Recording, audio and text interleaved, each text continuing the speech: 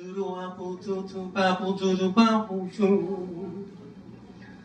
made more than my share of love mistakes.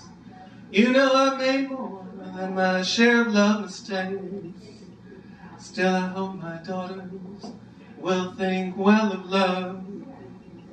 Zack, you're a used poetry salesman.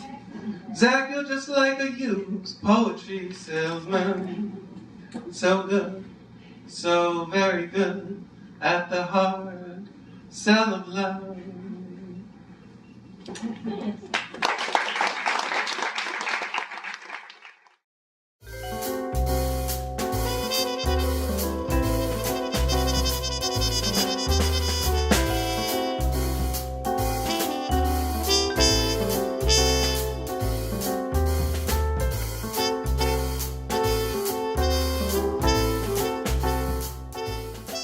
Zack Rogow grew up in New York City in the 1950s and 60s. The neighborhood where he lived, the Upper West Side of Manhattan, was home to many of New York's Jewish artists and writers. Rogow's work is influenced by the humor and irreverence of stand-up comedy. We have to keep the conga line moving here because they've got a bar mitzvah coming in at 5:30. And there's an experimental art piece at 9 o'clock. My dad was the writer Lee Rogow. He wrote for publications like The New Yorker and Harper's. He wrote both reviews and short stories. And he also wrote for a publication called The Hollywood Reporter, which is a magazine in Los Angeles. And he and my mom would go to opening nights on Broadway. And then as soon as the show was over, they would run to the Western Union office in Times Square in New York.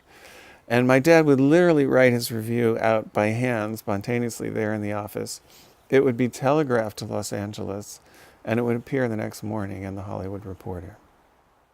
Rogow's father died tragically in an airplane crash when he was 3 years old. He was raised by his mother, Mickey, a former department store model, New York University honors student, freethinker, nonconformist, and political activist who passed along her values to her son and daughter. The family traveled widely when Rogow was a teenager, visiting Europe, Mexico, and San Francisco during the Summer of Love. For a long time, I really didn't want to be a writer because I didn't want to be judged by my father's successes. I wanted to be my own person as an artist, so I tried many different arts. I tried modern dance, pottery, figure drawing, even macrame. But I wasn't very good at any of those. And I realized that if I was going to have a shot at being an artist, I needed to be a writer.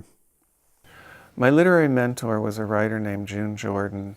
June was an incredible mentor, an incredible artist. She was not only a poet, she wrote opera librettos, plays, screenplays, song lyrics. She was incredibly versatile. She saw poetry something like the way mathematics is to the sciences. For June, poetry opened the door to all the other literary arts. And she was also an incredible performer. Hearing June read was like no other experience. It was goosebumps. It was holding back the tears. Zack Rogow's writings include poetry, fiction, nonfiction, drama, and translations into English of French literature.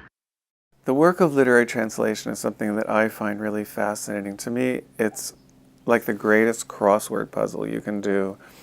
And part of the interesting work that most people don't know about is the detective work that you have to do before you start translating, because you've got to find a project that you really love to do literary translation. And part of what's exciting for the translator is just to be involved in that process of the treasure hunt, finding the nugget that you want to translate that has never appeared in your language before. In recent years, Zack Rogow's writing has expanded to include a series of plays on international writers, weaving their work into the stories of their lives. You can't be a rebel by yourself, Gabri. Don't be like me. Don't spend your whole life in a narrow little town where no one understands you. I created my heroine as a goddess would, in my own image. A scheming, devilish girl, pretty of course, I christened her Claudine. She wants more than a life of pleasure. She wants happiness. In the last 10 years, I've started writing more for the stage. I've been writing a series of plays about the lives of writers and weaving their work into the script. And it's been a challenge for me because a poet is essentially writing monologues. And when I began writing dialogue, it was just a different experience for me. And my literary mentor at the time actually said to me at one point, "Zack, it's okay if the characters talk to each other when they're on stage."